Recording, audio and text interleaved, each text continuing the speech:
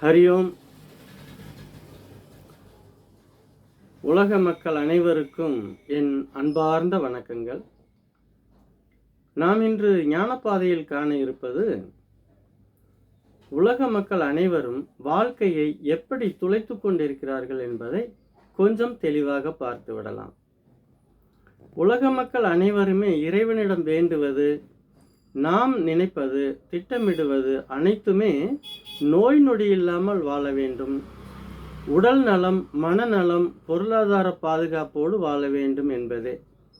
ஆனால் உலக சுகாதார மையம் WHO என்று சொல்லக்கூடிய வேர்ல்டு ஹெல்த் ஆர்கனைசேஷன் என்ன சொல்கிறது என்றால், அவர்கள் சொல்லும் செய்தி, உலகில் உள்ள மக்கள் அனைவரும் சர்க்கரை வியாதியால் அதிகமாக பாதிக்கப்பட்டு வருகிறார்கள். ஒன்று.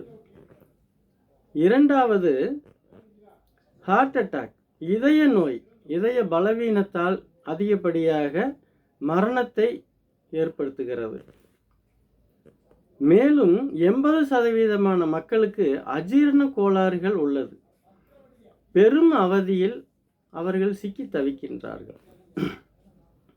மனிதனுக்கு நோய் வர காரணம் என்ன என்பதை தெளிவாக புரிந்து கொள்ள வேண்டும்.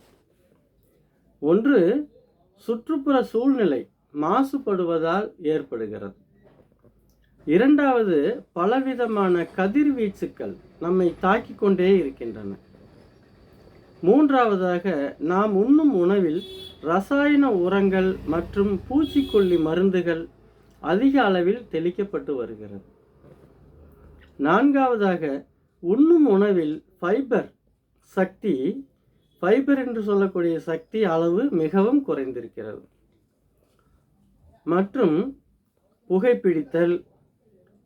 புகைப்பிடிப்பவர்களுக்கு அருகில் நாம் இருத்தல், மதுபானம் மற்றும் புகையிலை பயன்படுத்துதல், பான் பராக், கஞ்சா, அபின் போன்ற பலவிதமான போதைப் பொருள்களால் நோய்கள் ஏற்படுகின்றன. ஏழாவதாக, உடல் உழைப்பு மிகவும் குறைந்துவிட்டது.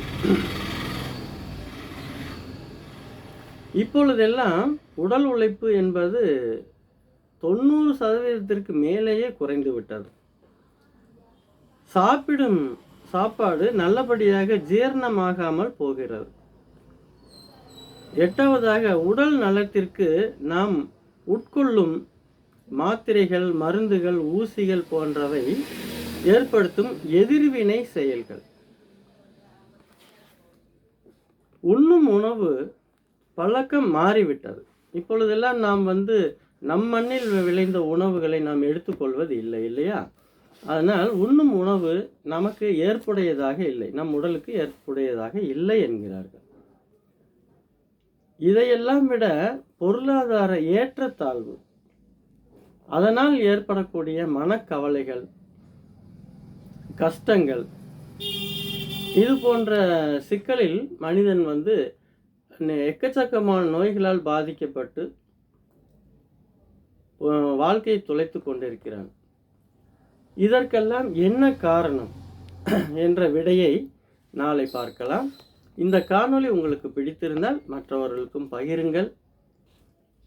Art of feel Sai yoga என்றும் யூடியூப்பில் இருக்கிறது, கண்டு மகிழுங்கள்.